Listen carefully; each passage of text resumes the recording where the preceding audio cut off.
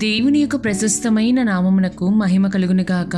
ఈ వాక్యమును వినిచుడిన ప్రియమైన వారందరికీ నా స్తోత్రములు తెలియజేయుచున్నాను.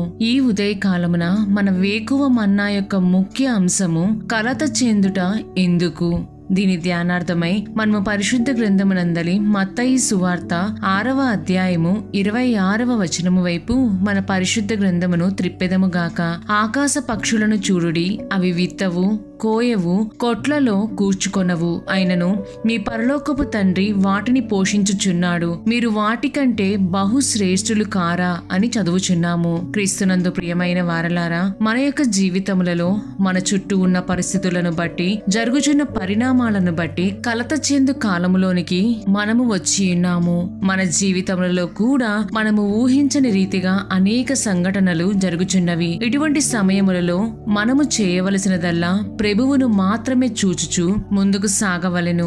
ఆయన ఇచ్చిన వాక్యమును ఆధారము చేసుకొనుచు ఆయన ఆత్మతో నడిపించబడవలెను. మనలో అనేకులు రేపటి దినమును గూర్చి అనేక రీతులుగా ఆలోచించుదురు. జరగబోయే వాటికి ఈ దినమందే ప్రణాళికలు వేసుకొందురు. రేపటి దినమున ఏమి జరుగునో ఎవరికి తెలియనప్పటికీ వాటికై అంత చక్కగా ప్రణాళికలు వేసుకొనిదము. మరి మన చెడు క్రియలను బట్టి నిత్య నరకములోనికి వెళ్లే మన ఆత్మ కొరకై ఎన్ని ప్రణాళికలు వేసుకొని ఎంత జాగ్రత్తగా ఉండవలెను. మనకున్న స్థితిని బట్టి రేపటిని గురించి ఆలోచించుట తప్పు కాదు. కాని ఆ విధముగా ఆలోచించి నేడు నీకున్న నెమ్మదిని కోల్పోవుదువు.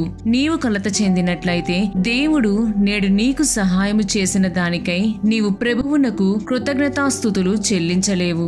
మనము మత్తయి సువార్త 6వ అధ్యాయము 34వ వచనమును గమనించినట్లయితే, రేపటిని గూర్చి చింతింపకుడి, రేపటి దినము దాని సంగతులను గూర్చి చింతించును, ఏనాటి కీడు ఆనాటికి చాలును అని చదువుచున్నాము. దేవుడు ఇచ్చే గొప్ప వాగ్దానములలో మన కొరకై హెచ్చరికలు, ఆదరణ వాక్యములు ఎన్నో లభించును. ప్రతి దినము ఆ దినమునకు తగిన సంతోషము, దుఃఖము, గెలుపు, ఓటమిలు దేవుడు సిద్ధపరిచి ఉన్నాడు. సమస్తమును ఆయన ఎరిగి ఉన్నాడు. కాబట్టి మనము లేదని దుఃఖించుటకైనను, మనము సమస్తమును కలిగి ఉన్నామని గర్వించుటకైనను ఏమీ లేదు ప్రియులారా. ముఖ్యముగా నిజమైన దేవుని బిడ్డలుగా ఉన్న మనకు ఏ దినమునకు కావలసిన అవసరతను దేవుడు ఆ దినమందే తీర్చును. కాని ముందుగా మనకు సమకూర్చుకొనుటకు వీలు పడదు. అలాగైతే దేవుడు అధికముగా ఆశీర్వదించువారు సమృద్ధిగా అనుభవించుచున్నారు కదా అని అడగవచ్చును. దేవునికి ప్రతి ఒక్కరిపై ఆయన అద్వితీయమైన ప్రణాళిక కలిగి ఉన్నారు. యోబును అతని నీతిని బట్టి అధికముగా ఆశీర్వదించినది ప్రభువే. శ్రమలకు అనుమతించినది ఆయనే. తిరిగి జయము దయచేసి రెండంతలుగా ఆశీర్వదించినది ఆ తండ్రి అయి ఉన్నారు. కాని దేవుడు మనకు సమృద్ధిగా దయచేసిన తరువాత వాటిని మనము ఏ విధముగా ఉపయోగించుచున్నామనున్నది దేవునికి లెక్క అప్పచెప్పవలసిన వారమై ఉన్నాము. అన్ని విషయముల యందు అధికముగా దేవుని మీద ఆనుకుని సమస్తమును పొందుకొనవలెనని ప్రభువు వాంఛించుదురు. అది అందరికీ అర్థము కాదు, అర్థము చేసుకొనలేరు కూడా. దేవునిపై పూర్తిగా ఆధారపడిన వారికి మాత్రమే అటువంటి అనుభవము ఉండును. ఆ విధముగా పొందిన వాటి యందు మనకు ఒక ఆత్మీయ సంతృప్తి కూడా ఉండును. దీనికై నేను మీతో ఒక జరిగిన సంఘటన పంచుకొనవలెనని ఆశపడుచున్నాను. ఒక సహోదరి ఉండెను. ఆమె భర్త ప్రభువునందు నిద్రించి కొంతకాలం అవుతుంది. ఆమె తన 2 బిడ్డలకి దేవుని మీద మాత్రమే ఆనుకొని తమ అవసరతలను తీర్చుకొనుట నేర్పించెను. ఆకాశ పక్షులను పోషించుచున్న దేవుడు వారి కుటుంబమును కూడా పోషించుచున్నాడు. అయితే కొన్ని దినములుగా వారు ఆర్థికముగా చాలా కష్టములు పడుచున్నారు. ఆమె పాపకి కాలేజీలో రికార్డ్స్ కొనుటకై 1500 రూపాయలు అవసరమైనవి. ఆమె తన సహోదరునికి కాని తన తల్లికి కాని ఆ విషయము చెప్పకుండా మనసులోనే ఉంచుకొనెను. తల్లి ఏమిటమ్మా అలా ఉన్నావు అని అడిగినప్పటికీ తన కుమార్తె ఆమెకు ఏమీ చెప్పలేదు. అయితే ఆ తల్లి ఒకానొక దినమున బీరువా సర్దుతూ ఉండగా ఎప్పుడో వాళ్ళ భర్త ఉన్నప్పుడు డబ్బులు దాచి చిన్న డబ్బా కనపడింది. దానిలో 1500 ఉన్నాయి. వెంటనే ఆమె కుమార్తె వచ్చి, అమ్మా, నేను రికార్డ్స్ కొనుక్కోవడానికి మనీ పే చెయ్యాలి అని చెప్పారు. నేను నిన్నటి నుండి ప్రేయర్ చేస్తున్నాను. నాకు తండ్రి లేడు, మా స్థితి ఇప్పుడు బాలేదు. నీవే నా తండ్రివి కాబట్టి నాకు 1500 దయచేయండి. నేను దీని విషయమై ఎవ్వరినీ అడగను ప్రభువా అని ప్రేయర్ చేసుకుంటున్నానమ్మా అని కన్నీటితో చెప్పియున్నది. నిజముగా ఆ బిడ్డకి ఉన్న విశ్వాసము ఆ తల్లికి కూడా ఉండి ఉండదు. మనము ఈ లోకరీతిగా మన బిడ్డలకు ఆస్తులు ఇవ్వనప్పటికీ దేవుని యందు విశ్వాసముతో ప్రతి అవసరతను తీర్చుకొనగలిగే విధముగా వారిని పెంచాలి. అదే అశాశ్వతమైన ఈ లోకములో మనము వారికి ఇచ్చే ఆస్తియే ఉన్నది. ప్రియమైన దేవుని జనమా, నిజముగా ఆయనను ఆనుకొని ఉన్న వారిని ఆయన ఏమాత్రమును సిగ్గుపరచడు, ఏమాత్రమును విడువడు. మనము కీర్తనల గ్రంథము 34వ అధ్యాయము 10వ వచనమును గమనించినట్లయితే, సింహపు పిల్లలు లేమిగలవై ఆకలిగొనును, యెహోవాను ఆశ్రయించు వారికి ఏ మేలు కొదవై ఉండదు అని చదువుచున్నాము. మనము ఆయనను ఆనుకొనినప్పుడు సమయానికి తగిన సహాయము దేవుడే సమకూర్చుదురు. కలత చెంది మనము ఏమీ చేసుకొనలేము. ఇన్ని చెప్పుచున్న నాకు సైతం అనేక భారములు దుఃఖములు కలవు. వాటి గురించి ఆలోచించిన నేను ప్రార్థనే చేయలేని రోజులు అనేకము కలవు. కాని ఎప్పుడైతే ప్రభువా నీవు చూచుకొనుము అని ప్రభువునకు సమర్పించి ఉన్నానో, దేవుడు ఒక నెమ్మదిని నా హృదయంలో దయచేసి ఉన్నారు. ఏ నిరీక్షణ లేని జనులకు దేవుడే నిరీక్షణ మరియు సహాయకుడై ఉన్నాడు. ఇది అందరి జీవితములకును వర్తించును. మనము లూకా సువార్త 12వ అధ్యాయము 7వ వచనమును గమనించినట్లయితే, మీ తల వెంట్రుకలన్నీయు లెక్కించబడి ఉన్నవి, భయపడకుడి, మీరు అనేకమైన పిచ్చుకల కంటే శ్రేష్ఠులు కారా అని చదువుచున్నాము. ప్రియమైన దేవుని బిడ్డ, మనలను అన్నిటికంటే శ్రేష్టమైన వారిగా దేవుడు రూపించి ఉన్నాడు. ఒకవేళ నేడు నిన్ను ఎవరూ ఆదరించలేని స్థితిలో ఉండి ఉండవచ్చును. నీ దగ్గర డబ్బులు లేవని ఒకవేళ తృణీకరించి లెక్క చేయక ఉండి ఉండవచ్చును. లేదా నేడు నీ కుటుంబమును పోషించుకొనుటకు తగిన ధనము లేక ఇబ్బంది పడుచు ఉండి ఉండవచ్చును. నీ స్థితి నీవు ఎవరికి చెప్పనప్పటికీ ప్రభువు కన్నులకు మరుగైనది ఏదియూ లేదని జ్ఞాపకముంచుకొనుము. నీ జీవితంలో జరుగు ప్రతి కార్యమునకు నిన్ను అనేక జనుల ఎదుట ఒక గొప్ప సాక్షిగా నిలబెట్టుటకే నీవు ఈ మార్గములలో దేవుని చిత్తముతో వెళ్ళుచున్నావని గ్రహించుము. కాబట్టి కలత చెందక, రేపటిని గూర్చి ఆలోచించక, ఆకాశ పక్షులను పోషించు దేవుడు నిన్నును పోషించుటకు సమర్థుడని విశ్వసించుము. దేవుడే మన సమస్తమైన కలతల నుండి విడిపించి ఒక నెమ్మది దయచేసి నడిపించుదురుగాక. ప్రభువు మిమ్ములను మీ కుటుంబములను కాచి కాపాడి కృపచూపుదురుగాక. ఆమేన్.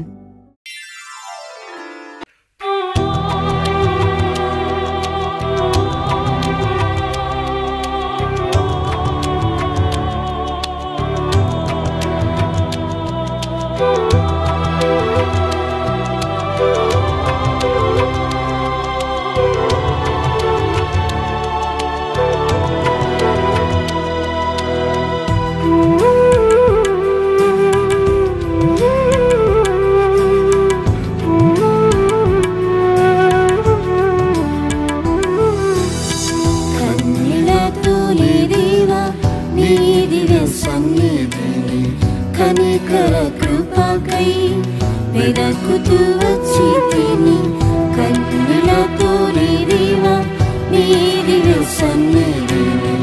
కనికర కృపకై వెదకుతూ వచ్చి తిని, నా దినమోరాను ఆలకించు దేవా, నా హృదయ వేదన తొలగించు నా తండ్రి. నా దినమోరాను ఆలకించు దేవా, నా హృదయ వేదన తొలగించు నా తండ్రి.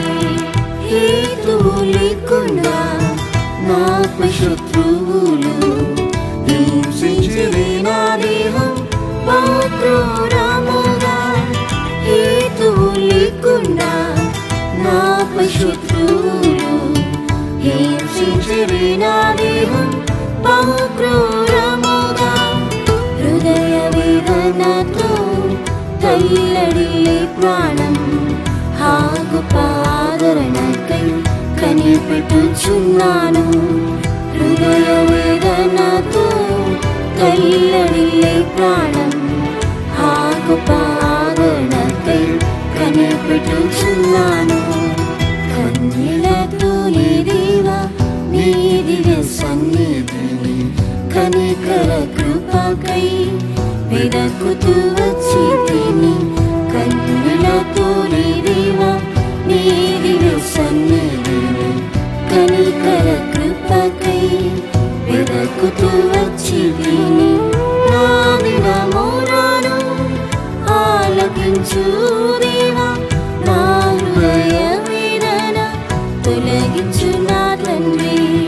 నా దినమోరాను ఆలకించు దేవా, నా హృదయ వేదన తొలగించు నా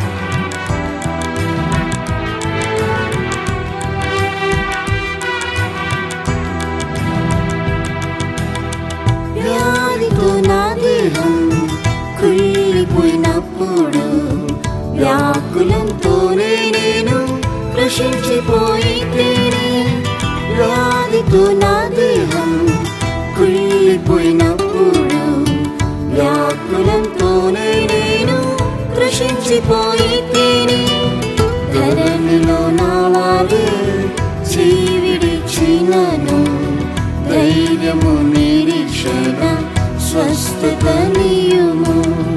ధరణిలో నా వారే జీవిడిచినను, ధైర్యము నిరీక్షణ స్వస్థత నీయుము. కన్నీళ్లతో నీ దేవా నీ దివ్య సన్నిధిని కనికర కృపకై వెదకుతూ వచ్చితిని. కన్నీళ్లతో నీ దేవా నీ దివ్య సన్నిధిని కనికర కృపకై వెదకుతూ వచ్చితిని. నా వినమ్రతను ఆలకించు దేవా, నా హృదయ వేదన తొలగించు నా తండ్రి. నా వినమ్రతను ఆలకించు దేవా, నా హృదయ వేదన తొలగించు నా తండ్రి. నిందవమానములు తలపైగా పొల్లగా నన్ను ద్వేషించేవారు దూషించుచుండిరి. నిందవమానములు తలపైగా పొల్లగా నన్ను ద్వేషించేవారు దూషించుచుండిరి. తాళలేకనే వెదకితే నీ ముఖం, తండ్రి నీ కృపతోనే నన్నాదుకొనుము. తాళలేకనే వెదకితే నీ ముఖం, తండ్రి నీ కృపతోనే నన్నాదుకొనుము. కన్నీళ్లతో నీ దేవా నీ దివ్య సన్నిధిని కనికర కృపకై వెదకుతూ వచ్చితిని. కన్నీళ్లతో నీ దేవా నీ దివ్య సన్నిధిని కనికర కృపకై వెదకుతూ వచ్చితిని. నా వినమ్రతను ఆలకించు దేవా, నా హృదయ వేదన తొలగించు నా తండ్రి. నా వినమ్రతను ఆలకించు దేవా, నా హృదయ వేదన తొలగించు నా తండ్రి.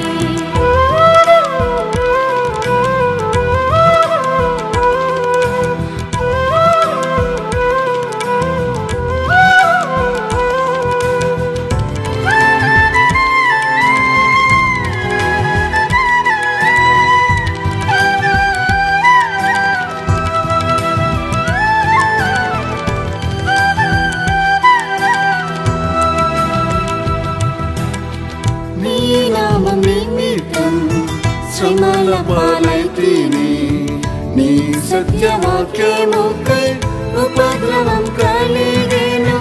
నీ నామం నిమిత్తం శ్రమల పాలైతిని, నీ సత్యవాక్యముకై ఉపద్రవం కలిగెను. విశ్వాస మార్గంలో కలుగు పోరాటంపై విజయము నీయము పవిత్రాత్మ శక్తితో. విశ్వాస మార్గంలో కలుగు పోరాటంపై విజయము నీయము పవిత్రాత్మ శక్తితో. కన్నీళ్లతో నీ దేవా నీ దివ్య సన్నిధిని కనికర కృపకై వెదకుతూ వచ్చితిని. కన్నీళ్లతో నీ దేవా నీ దివ్య సన్నిధిని కనికర కృపకై వెదకుతూ వచ్చితిని. నా వినమ్రతను ఆలకించు దేవా, నా హృదయ వేదన తొలగించు నా తండ్రి. నా వినమ్రతను ఆలకించు దేవా, నా హృదయ వేదన తొలగించు నా తండ్రి. ఎప్పుడు వచ్చేదాము నా యేసు ప్రభువా, ఎన్నడూ చూచేదాను నీ స్వర్ణముఖ.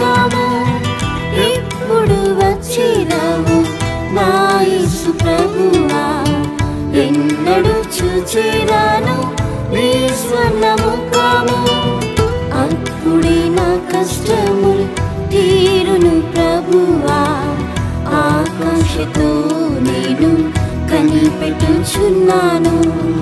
అప్పుడే నా కష్టములు తీరును ప్రభువా, ఆకాంక్షతో నేను కనిపెట్టుచున్నాను. కన్నీళ్లతో నీ దేవా నీ దివ్య సన్నిధిని కనికర కృపకై వెదకుతూ వచ్చి తిని. కన్నీళ్లతో నీ దేవా నీ దివ్య సన్నిధిని కనికర కృపకై వెదకుతూ వచ్చి తిని. నా వినమోరాను ఆలకించు